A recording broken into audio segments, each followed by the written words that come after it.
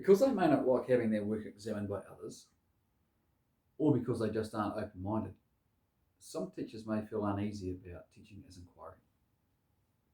However, I believe this is a good approach to improving learning outcomes for students.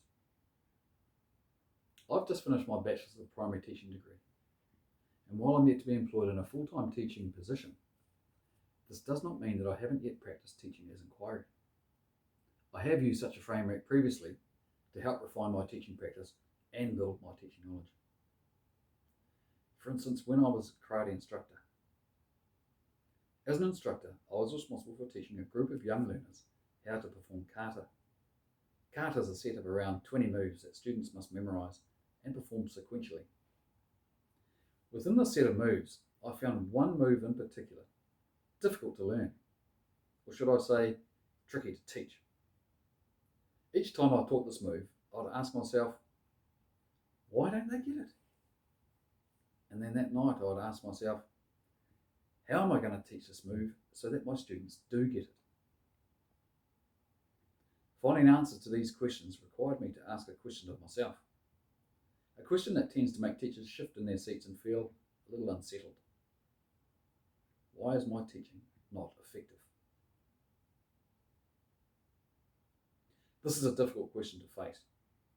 However, it is at the heart of teaching as inquiry, and I, like any teacher, must face it head on if authentic changes to occur and to be attained.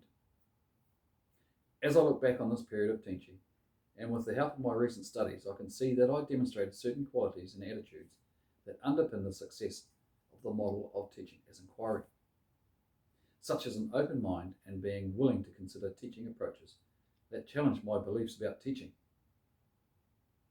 I needed to persist in my endeavours to keep trying different approaches when new attempts failed. I needed to be self-reflective and critical.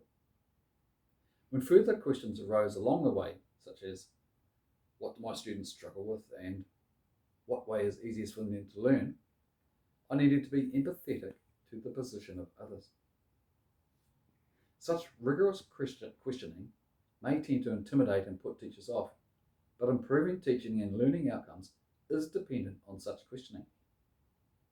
At the time, my mind was busy performing those moment-by-moment reflections that Erland Usher asserts lie at the heart of effective teaching. As well, I was considering other teachers' methods. In the end, the method that proved to be the least frustrating for the students to practice, while also producing the greatest success for the greatest number of students, was the method that I believed would be least successful. And yet it was in fact the most successful. I eventually found a way that worked well for my students. It was hard fought and won. However, accepting that my teaching methods were not successful wasn't particularly difficult. And this is because I had an attitude, a good attitude, that underpinned an open mind and a desire to keep searching for better. I had to remain open-minded, persistent, self-critical, reflective, and empathetic to the position of others.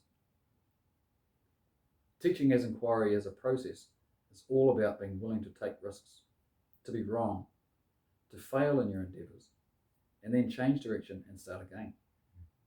It is about reflecting on what you do and then changing your practice, sometimes in a small way, sometimes much bigger.